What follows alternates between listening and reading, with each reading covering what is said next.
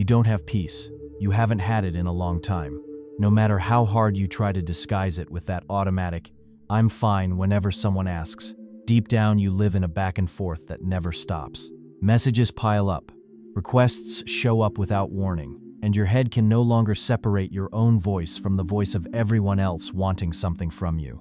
And when you finally get a minute to yourself, instead of rest, this strange feeling creeps in that you can't even name. One that tightens around your chest right at the moment when everything should be quiet. And the worst part is that you believe this is just how it has to be.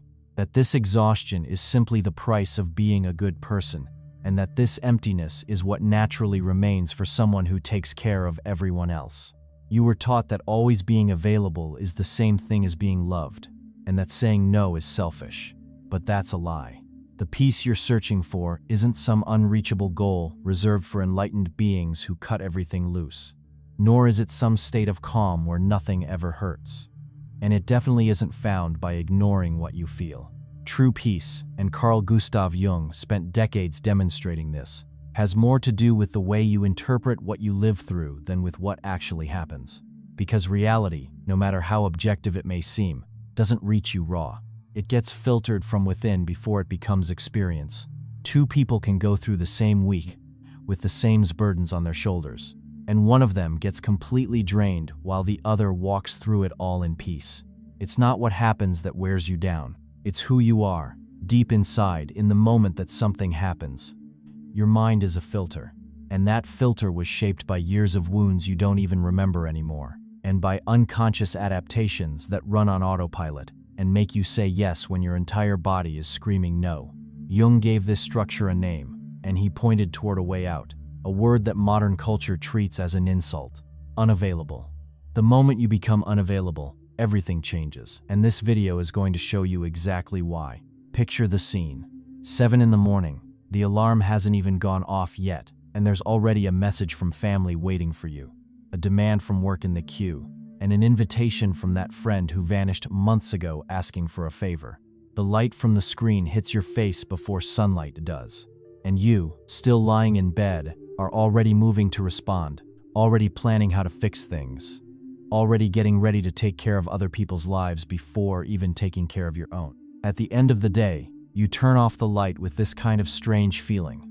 You did a lot, but you did nothing for yourself. And the silence of the bedroom feels off, because now there's no one for you to tend to, and even so, you can't tend to yourself. Notice how your week unfolds. Monday starts with the flood of accumulated messages from Sunday. Midweek comes the coworker asking for help, and Friday brings the invitation you only accepted, so you wouldn't disappoint anyone. Saturday arrives like a promise of rest, but someone needs you. Sunday, when the silence finally settles in, you can't indulge it anymore, because you're already thinking about Monday. The whole week has turned into a chain, and you're the link holding everyone together. Except nobody's holding you. And here lies one of the cruelest truths of modern burnout. The person who's always there to rescue others is rarely rescued. Not because the world is malicious, but because the world has learned to see them as the one who doesn't need anything. This is the point where Jung asks us to stop. In one of his most well-known works, 2 essays on analytical psychology, he introduces a concept that might just be the key to understanding this exhaustion. He calls it the persona. The word comes from Latin, from the masks ancient actors used in the theater to portray characters. The persona, for Jung, is the social face we put on in order to be accepted. It's the ready-made smile when someone asks how you're doing, the calm and professional version that shows up at work, the attentive child who becomes the understanding partner and the always available friend. The persona isn't bad in and of itself. It's necessary for us to live in society. The problem begins when it takes over everything, when you wake up, lie down, and dream while wearing the mask. Notice the small scenes where this mask gets built without you even realizing it. It's in that split second before you answer the phone, when you adjust your tone of voice and force a hello that sounds a little more upbeat than what you're actually feeling. It's in the instant before the camera turns on for the meeting, when you rehearse your face, take a deep breath, arrange the expression of someone who's doing well. It's in the message you write, delete, rewrite, delete again, until the sentence sounds light enough so it doesn't seem like you're asking for anything. Each of these micro adjustments is a tiny thread of a web. On its own, it seems harmless. Together, in thousands of repetitions per week, it becomes a cocoon, and the cocoon takes shape. The mask you wear with your family has one form. The one you wear at work has another. The one for friends is different, and the one for social media is perhaps the most touched up of them all. This silent work consumes an absurd amount of energy, and the worst part is that it happens so automatically that the person doesn't even realize they're doing it. They only feel the tiredness at the end, without understanding where it came from. I know this is hard to hear, but think for a moment. How many decisions in your week were made for you? And how many were made just to maintain an image? How many times did you say yes when everything inside you wanted to say no? The person who lives in service of the persona becomes a stranger to themselves. They know by heart what others expect, but they can no longer name what they themselves feel. Jung said that this total identification with the mask is one of the roots of the deep anguish of modern human beings. You're not tired of living. You're tired of performing. There's a subtle trap in the persona that needs to be named. The better your mask works, the harder it becomes to take it off. The overly helpful person gets praised for being helpful, and the one who never complains is seen as mature. And then those compliments turn into golden chains. You start to recognize yourself through the mask. And when something deep inside asks to rest, an internal voice answers, "I can't rest, because without this nobody will love me." Notice the silent cruelty in that sentence. It's there, even when no one says it out loud. And here the problem grows, because this performance doesn't happen in a vacuum. It happens inside a social body that pressures, demands, and rewards precisely those who erase themselves the most. There's a phenomenon Jung observed throughout his life and described in various ways. It's what happens when a human being loses contact with their inner world and starts to exist only as a reflection of the collective. They think what everyone else thinks, want what everyone else wants, feel what they're told they should feel. Always being available to everyone is, without the person realizing it, the fastest way to dissolve into that crowd. Because when you say yes to everything, you're saying yes at the same time, to the same form, to the same mold. You become just another one. Mass conformity today doesn't come only from political regimes or declared ideologies. It comes from the networks, the algorithms, the trends that tell you what to wear, what to eat, what to think. Whoever is always available to the feed, to the group chats, to the notifications is gradually being shaped by a force that has no face. And that faceless force knows yours very well. It knows your fears, your tastes, your insecurities, and it uses them to keep you there, scrolling, replying, reacting. In other words, to keep you available. But before talking about the way out, you need to feel the size of the pain. And the pain of someone who lives in a constant state of availability has a very specific name. It's burnout. Not ordinary tiredness, the kind that one night of sleep can fix, but a tiredness that feels structural, that lives in your bones, that persists even after vacations, trips, massages, entire weekends spent doing nothing. This kind of tiredness has a psychic origin. It comes from the fact that a person's internal energy is not infinite. Jung worked extensively with the idea that each one of us has a limited amount of cyclic energy, and when it's spent outward, in excess, without anything coming back, it simply runs out. And when it runs out, what's left behind is an emptiness. An emptiness that has no hunger for food, no hunger for travel, no hunger for shopping. It hungers for you, and you no longer know how to feed yourself. This emptiness is so particular that it deserves to be described up close. It shows up in strange moments. It comes at the red light, when you look out the window, and for a second forget where you were going. It arrives in that interval between turning off the light and falling asleep, when all the day's masks have already fallen and the dream hasn't come yet. In that brief moment, you find yourself alone with something you seem to have lost a long time ago. And the worst part is that you can't even name what you lost.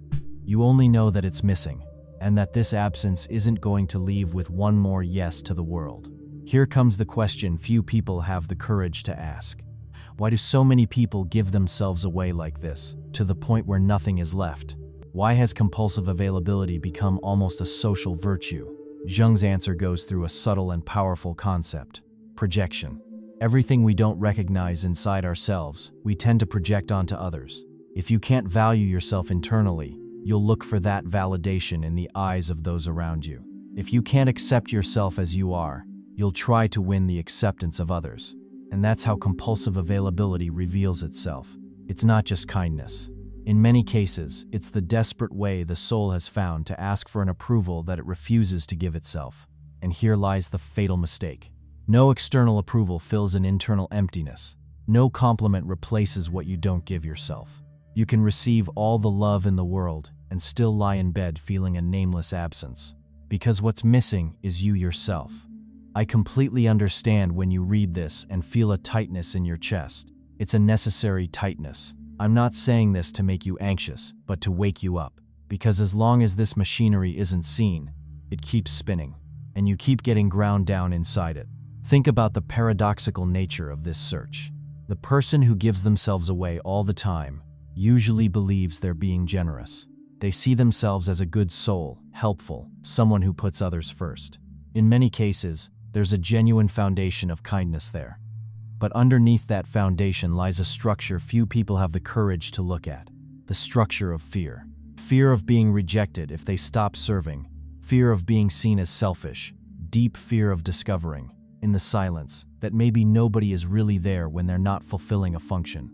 This fear is so great that the person prefers to exhaust themselves rather than face the possibility of existing without being useful.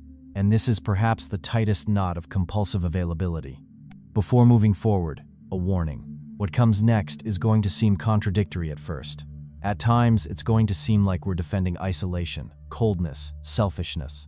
But you'll see, in the end, that it's exactly the opposite. The path Jung pointed toward is the path of someone who becomes capable of truly loving. But to get there, you first have to walk through a door that scares people.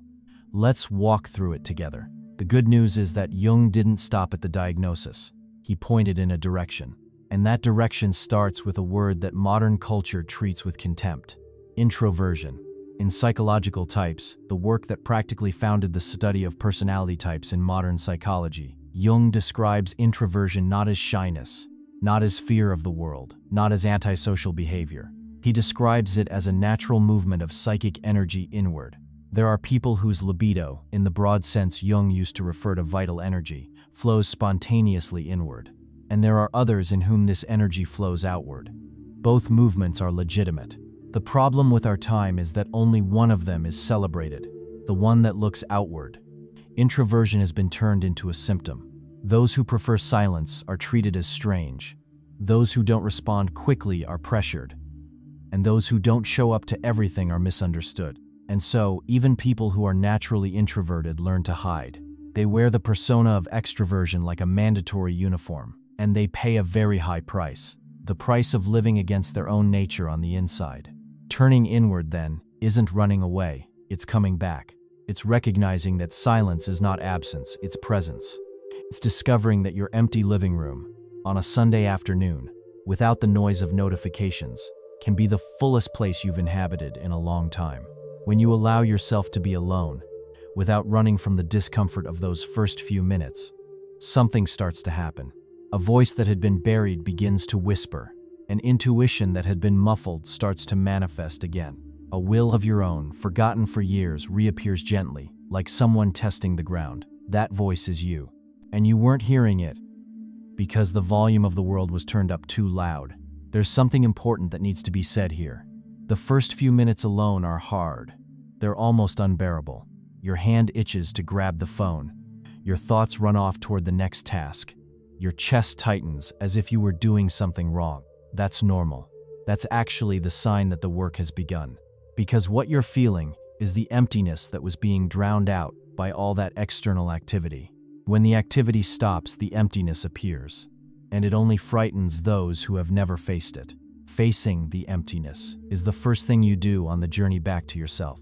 Whoever can endure those first few minutes discovers that after them comes a kind of peace that no distraction has ever offered. To give you a concrete image of this search for silence, it's worth learning a detail from Jung's own life. In 1923, he began building a stone house on the shores of Lake Zurich, in the village of Bollingen. He cut the stones himself, he raised the walls himself. That house, which came to be known as the Bollingen Tower, grew over the years. It was where Jung went whenever he needed to find himself again. There was no electricity there, no telephone, and in the early years there wasn't even running water. It was a place of fire lit at night, with candlelight guiding his steps. It was a refuge. But more than that, it was a symbol. Jung realized that in order to access the deepest parts of himself, he needed to step away from the noise of the world. Not forever, just for the time necessary in order to come back more centered. One of the most important psychiatrists of the 20th century needed, from time to time, to go back to being an ordinary man, doing ordinary things, in silence, in order to keep being who he was. If he needed this, imagine you, surrounded by the volume of noise in today's life. Most of us aren't going to build a stone tower, but everyone can build an inner version of it. A space within the day, within the week, within the routine, where the phone stays in another room, where no one comes in, where the world doesn't reach. It can be an hour in the morning, a walk without headphones, or a notebook and a pen before bed. The format matters less than the intention. The intention is simple and radical, rescuing yourself from the hands of the world. But when you start doing this, brace yourself, because silence never arrives empty. It comes accompanied. And the first guest to show up is precisely the one you've spent your whole life trying to avoid. Jung gave this guest a name. He called it the shadow. The shadow is everything within you that has been rejected, hidden, denied, refused. It's the anger you were never allowed to feel because you were taught that it was ugly. The envy you never admitted because you were told it was a sin. The desire you suppressed because it didn't fit your image. The sadness you pushed into the corner because you needed to be okay for other people. None of this disappears when it's denied. It just piles up in a deep place in the soul, waiting for the day when the door will open. Let's take a closer look at these denied parts. Think about anger. That anger you feel when someone treats you badly, ignores you, hurts you. You were taught, ever since you were a kid, that anger is something ugly, that good people don't feel anger, that showing anger means losing your manners. So what do? You swallow it. You swallow it at work, in the family, in your relationships. But swallowed anger doesn't disappear. It transforms into something else. It turns into that intense reaction with the cashier at the grocery store over something silly. It turns into the bitter sarcasm with your partner over some random comment. It turns into impatience with the wrong person at the wrong time. The anger was denied, but it found a way to manifest itself anyway, just through the back door. Desire follows a similar path. You repress a desire because it doesn't fit the image you've built, or because you were taught that wanting that kind of thing is wrong, or because you simply don't believe you deserve it. And desire once refused doesn't evaporate. It slips around inside you, showing up in strange dreams, in compulsions you don't understand, in choices you make and then can't explain afterward. Sadness might be the most denied part of all. In a culture that rewards constant smiling and performed positivity, sadness has almost become a source of shame. You feel you have to be okay, look okay, post about being okay. And when sadness arrives, it comes alongside the guilt of being sad. As if the feeling itself wasn't enough, you also have to apologize for it existing. Repressed sadness gradually transforms into apathy, into chronic tiredness, into that sensation of living on autopilot. I know it might sound bold to say this, but acknowledging these parts of yourself doesn't make you a worse person. It makes you a more honest person with yourself. And only those who are honest with themselves can choose what to do with each feeling. When you become unavailable and sit down with yourself, the door of this inner storage room opens, and you come face to face with pieces of yourself that you don't recognize. It's uncomfortable and sometimes terrifying, but it's necessary. It's completely valid to feel that fear, that strangeness, that urge to run away and go back to distracting yourself. But this is exactly the point where most people give up. And this is exactly the point where the few who don't give up start becoming who they really are. Because, according to Jung, there is no wholeness without an encounter with the shadow. You cannot integrate what you refuse to look at, and as long as the shadow isn't seen, it acts. It leaks into your relationships, shows up in intense reactions, drives choices that you can't explain afterward. There's an internal scene that you might recognize. You're calm, rational, in control, and suddenly some banal situation throws you off in a way that feels completely disproportionate. You're shocked by the intensity of your own reaction. You think, where did that come from? Jung's answer would be simple and direct. It came from the shadow. It came from the repressed material that finally found a crack to slip through.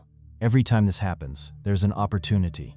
Instead of judging yourself, it's worth stopping and asking, what is this trying to show me about myself? Usually, it's showing something that's been denied for a long time. And the work of individuation begins precisely with this kind of question. And here we arrive at one of the most profound principles in Jung's work. Jung formulated, in essence, the following. As long as an inner situation isn't brought into consciousness, it continues to act from the outside, and the person ends up calling it fate. Sit with that for a moment. How much of your life do you call bad luck, coincidence, some strange pattern that always repeats itself? What if none of it is fate? What if it's just the unconscious, acting freely, because nobody has ever gone in there to look at it? Living constantly available is, deep down, living on autopilot. It's functioning and reacting, but it's not choosing. Whoever chooses from within themselves. And to choose from within yourself, you first need to know who you are. And to know who you are, you need to be quiet in the face of the world long enough to hear yourself. Watch how the patterns repeat. The person enters relationship after relationship with similar profiles and always leaves them the same way. They change jobs but run into the same sense of being exploited. They move to a different city and the same unease shows up at the new address. All of this is a clue. The unconscious is showing you an internal structure you haven't seen yet. And as long as you don't see it, you keep repeating it. Becoming unavailable, in this context, means opening up the time necessary to stop repeating and start noticing. And noticing is the first truly free act a human being can perform. If you're enjoying this content, check the first comment for our exclusive ebook, Alchemy and Archetypes. When a person begins this process of withdrawal, they go through a phase that has a face, a smell, and a texture. Jung devoted a good part of his final years to the study of alchemy, and in his work Psychology and Alchemy, he proposed something fascinating. For him, the ancient alchemists, in their attempts to turn common metals into gold, were actually describing, without knowing it, a profound transformation of the soul. The phases of alchemical transformation corresponded to phases of inner transformation. And the first of these phases has a name both beautiful and harsh, nigredo, the blackening. The moment when matter needs to be dissolved before it can be recomposed into a new form. Whoever becomes unavailable goes through their own nigredo. Comes the guilt of saying no, the fear of losing people, the feeling of being selfish. Comes the inner voice, trained over years, repeating that you're cold, distant, bad. Comes the discomfort of being with yourself without distractions. The boredom that feels endless. The silent farewell to old versions of yourself that need to dissolve so that something new can be born. I know this weighs heavy, but this pain is good. Not in the sense of pleasure, but in the sense of a signal. It shows that something real is moving. And alchemical gold only appears for those who first accept the time of raw matter. The first days of this phase have a specific texture worth describing. The person wakes up one morning and realizes they haven't responded to 3 important messages. The heart tightens. Guilt rises through the chest like a thick liquid. The urge to grab the phone and reply to everything quickly so the bad feeling goes away. That impulse right there is the old internal structure screaming to take back control. Enduring the guilt without giving in to the pressure is exactly the work of this phase. Every hour you don't respond just to relieve the guilt, you're strengthening something inside yourself. You're showing your own body that there's a different way of being. There are also the Sundays. Before, Sunday used to be the day to organize the week, to respond to whatever was pending, to show up for commitments. Now, in the withdrawal phase, the person decides to leave Sunday open. No schedule, nothing. The first few hours bring panic. The phone rings, the texts pile up, someone messages asking if everything is okay. The person lies on the couch staring at the ceiling, not really knowing what to do with themselves. And then, after a while, without anyone noticing, something shifts. The panic turns into boredom. The boredom turns into stillness. The stillness turns into presence. And the person begins, perhaps for the first time in years, to actually inhabit a Sunday instead of just getting through it. This phase has a particularly cruel aspect. It usually comes alongside an internal sabotage. The person, after finally getting a few quieter days, receives a phone call, a message, a request, and everything inside screams to go back to the old routine. The voice of guilt, you're abandoning everyone. The voice of fear says, you're going to end up truly alone if you keep this up. These voices are not yours. They're the guardians of an old internal system that's losing control. And like any system that's losing control, it intensifies the attack before giving in. Enduring this phase with calm, without giving in to the pressure, is what separates those who truly transform from those who go back to square one. And this is where something truly surprising begins to happen. Something nobody told you would be possible. The silence that seemed empty starts to become full. Full of what? Of the next part of this journey, which we're getting to right now. Pay attention, because what comes next is, perhaps, the most important discovery in all of Jung's work. And here the video takes an important turn, because Jung's goal was never to leave us stuck in the Negredo. The goal was to point toward what comes after it. And what comes after it has a name, perhaps the most important one in all of analytical psychology: individuation. Individuation is the central process in Jung's work. It's the path through which a person becomes who they truly are. It's the birth of the unique individual, carrying consciousness and unconscious integrated, persona and shadow brought together into a single person. Notice the word. Individuation comes from individual. An individual comes from something that cannot be divided. To be an individual in the deep Jungian sense is to stop living split apart. It's to stop being one thing for the family, another for work, another for friends, another for yourself when nobody's watching. It's gathering all those pieces and inhabiting them as one as single unit. This process has no deadline. It lasts an entire lifetime, and it can only truly begin when a person stops living in function of other people's gaze. That's why the act of becoming unavailable is so decisive. It's not the final goal, it's the doorway, it's the condition. You cannot begin individuation while all of your attention is being distributed outward. The energy needs to come back to the center, and when it comes back, it finds a destination. That destination Jung called the self. In some places he called it the self, in others, the center of the soul. The self is different from the ego. The ego is the part of you that says, I, that identifies with the name, with the story, with the conscious choices. The self is bigger. It includes the ego, but it also includes everything the ego doesn't know about itself. It is the real center of your being. And the work of a lifetime, according to Jung, is for the ego to learn to relate to the self, to learn to listen to it, to learn not to make its decisions while running it over. Think of an image to lock this in. The ego is like a ship captain. He sees the immediate sea, the sky just above, the closest stars. He decides the route based on what he can see. The self is the entire ocean. It's the depth beneath the hull. It's the current that moves the ship even when the captain thinks he's the one in command. Whoever lives from the ego alone is always going to believe that life is whatever they can see.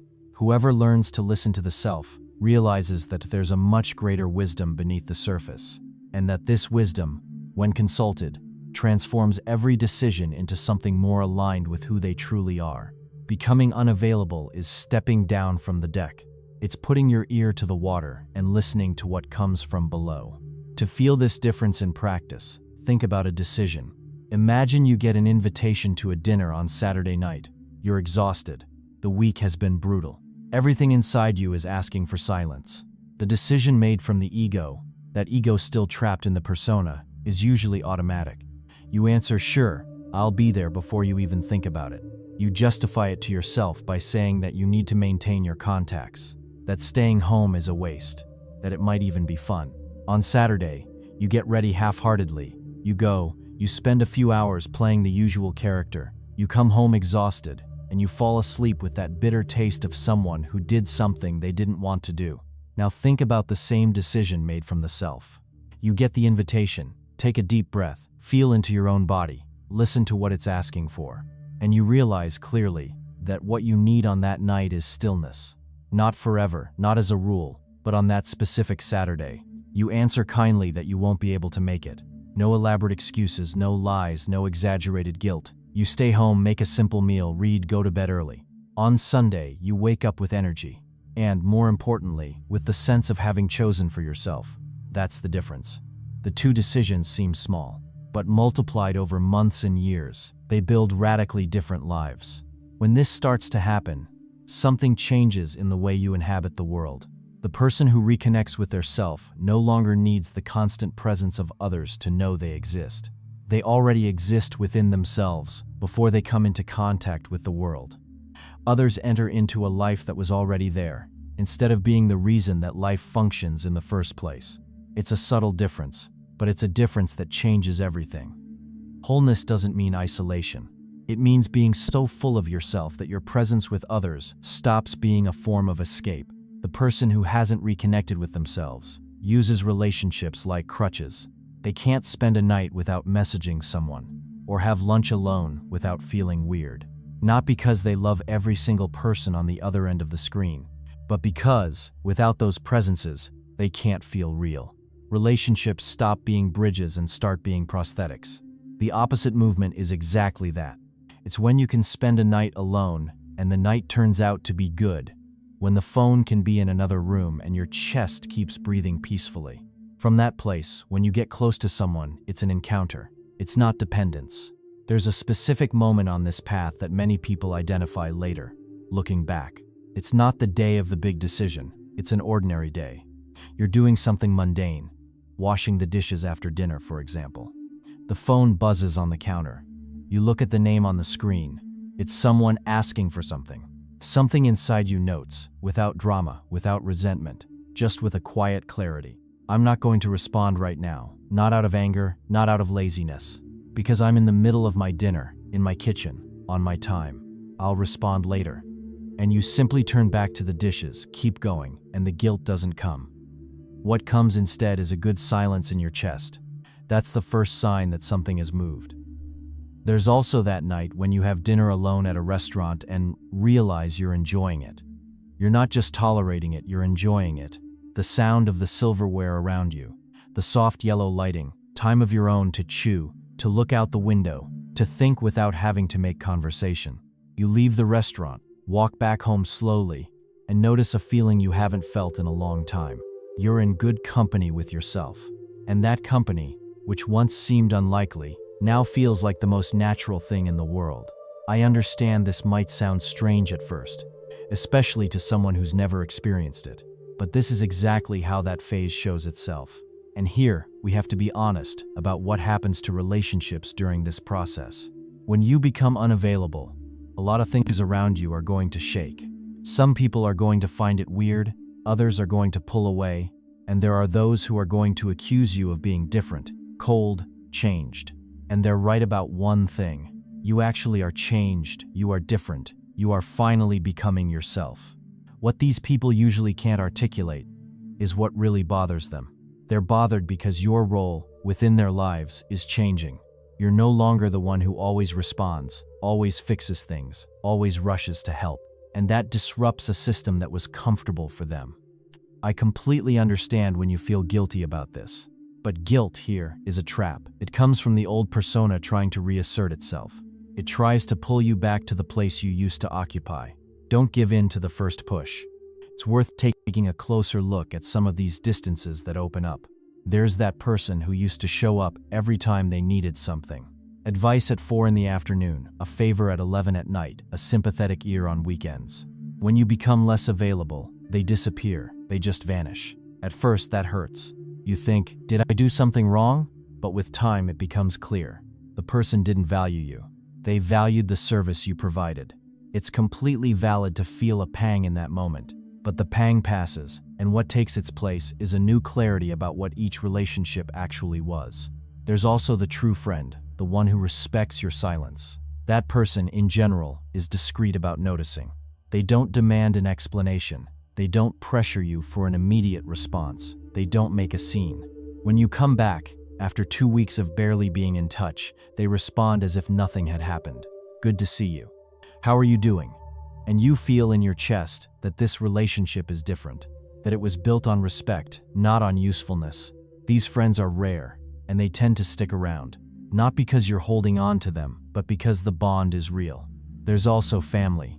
Family is perhaps the most complicated part of this filtering, because the bonds are old and full of accumulated expectations.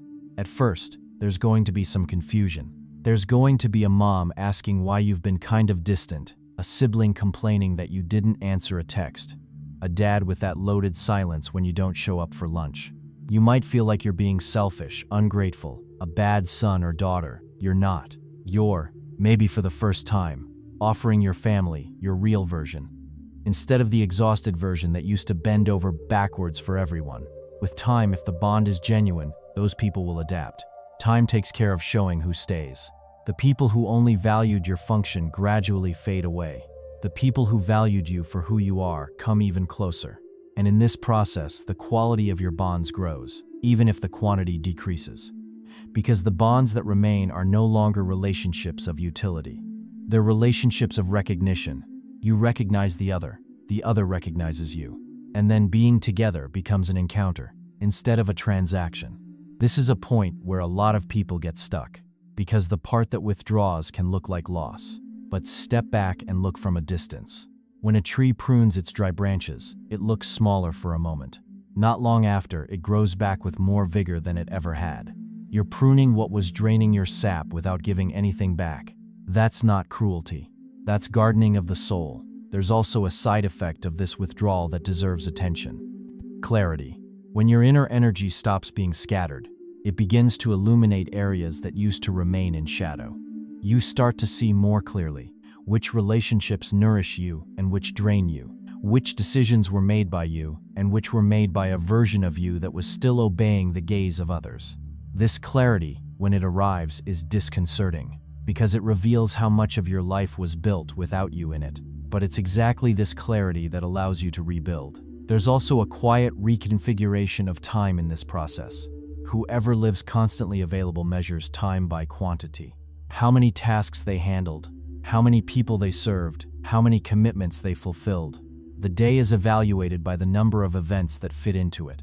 And because that number is never enough, the tiredness piles up without satisfaction ever arriving. Whoever begins to withdraw with time changes the unit of measurement. They start to measure by presence. A single hour lived with full attention can be worth more than an entire day of external productivity. The relationship with time, once tight, starts to loosen.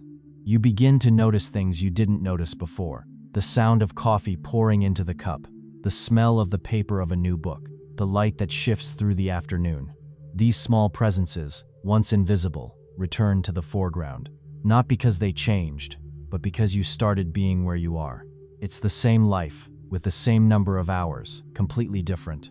As this work moves forward, a new feeling emerges, subtle, one that takes a while to be recognized. It's a feeling of lightness. It's not loud happiness. It's not euphoria. It's something quieter. It's the lightness of not having to prove anything anymore, of not having to be everywhere, of being able to say no without rehearsing the apology, of waking up and noticing that the first thought of the day is yours, not someone else's. This lightness has a name too: authenticity. There's a quote attributed to Jung in many places that says, in essence, that the privilege of a lifetime is becoming who you truly are. It's important to be honest here. This quote, in that exact form, is widely reproduced on the internet, but the precise source within his works is hard to pin down with certainty. Even so, the spirit of the sentence is perfectly aligned with what he defended in all of his mature books. It captures, in one simple sentence, the heart of individuation. Think about the weight of that for a moment. Becoming who you are, not who your parents wanted you to be, not what society rewards, not what would get more likes, but becoming who you already were deep down, waiting to be lived. Even if that disappoints some people, even if it disrupts some arrangements. Because the opposite hurts infinitely more. The opposite is reaching the end of a life and realizing it was lived in the name of other people, and that you only passed through it as an extra in a story that wasn't yours. There's a moment, on the path of someone who begins to withdraw in order to find themselves again, when everything changes. There's no soundtrack, no fanfare, no one present to witness it. It's an intimate moment, almost invisible from the outside, but decisive on the inside. Let me tell you how it usually arrives. It usually happens on an ordinary morning. The person wakes up, looks at the ceiling, and feels something different. For the first time in a long time, they don't wake up owing anything. They don't wake up in debt to anyone. They don't wake up already carrying the weight of other people's expectations. They wake up inside themselves. And they notice that the silence of the bedroom, which used to feel strange, now feels like home. That moment is the turning point. It's the moment when the axis of life stops being on the outside and starts being on the inside. And once that axis moves, it doesn't go back to the old place. You might still fall into moments of relapse, go back to spreading yourself too thin for a few weeks, but the body now knows. It knows what it feels like to be whole, and it will always pull you back toward that state. There's one final truth that needs to be said with all the honesty possible. Becoming unavailable to what empties you doesn't mean turning your back on the world. It's exactly the opposite. It means finally being in a position to offer the world something worthwhile. Because whoever distributes themselves without having themselves, deep down, doesn't really offer much. They offer presence without soul, time without meaning, help without direction. When you reconcile with yourself, what you offer changes in quality. You start to offer real presence, true listening, advice that comes from a place that knows itself, and therefore can touch the other person with depth. The right people will feel that difference, and they'll come closer precisely because of it. All of this, deep down, revolves around a simple idea. You were born once, you have this life, and this life can be lived in two basic directions: distributed or inhabited. Distributed. You go around handing out pieces of yourself to everyone, in the hope of receiving in return some sense of existing. Inhabited. You first withdraw, recognize yourself, gather yourself back together, and from there walk through the world as someone who walks through themselves. Both lives have the same number of hours. The difference lies only in who's in command. In the first, it's the crowd. In the second, it's you. Jung, from the height of his 80-something years, looking back, spoke about this journey as the most important work a human being can carry out. More important than a career, than wealth, than social recognition. The reunion with oneself, the integration of the parts, the birth of the one who had always been waiting inside you. And the starting point of this work is so small and so monumental at the same time. It's just this: becoming unavailable to what empties you, closing the door to the noise, opening the door to yourself. The moment you do this, something silent and definitive happens. You stop distributing yourself, and you finally begin to belong to yourself. And that's when, exactly then, everything changes. Not because the world changed, but because you, for the first time, are whole enough to truly see it. If this content touched something important inside you, leave your like, subscribe to the channel to follow the next reflections, and consider becoming part of our members club, where we go deeper into these themes in more intimate conversations. The path back to yourself is silent, but it doesn't have to be lonely. We walk it together.